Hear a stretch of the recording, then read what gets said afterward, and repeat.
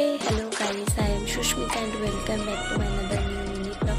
তো প্রতি বছরের মতন এই বছরে আমরা সকাল সকাল চলে গেছিলাম বনগাঁ সাতটায় কালীতলা মায়ের মন্দিরে।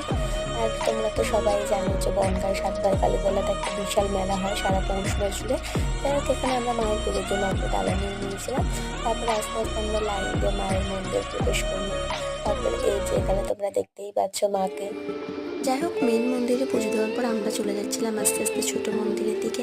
আর ছোটো মন্দিরটা যেতে হয় ইছামতি নদীর ওপর ব্রিজটা দিয়ে, তো আমরা সেদিকেই যাচ্ছিলাম। তারপর ফাইনালি আমরা ছোটো মন্দিরে চলে আসি আর এসে দেখি এখানেও একটা ভালোই বড় সড়ো মেলা হচ্ছে।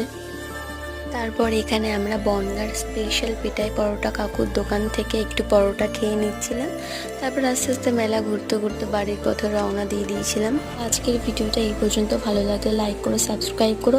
আর যারা এখনও পর্যন্ত মেলায় আসেনি তারা একবার মেলা ঘুরে এসো, আশা করি খুব ভালো লাগবে।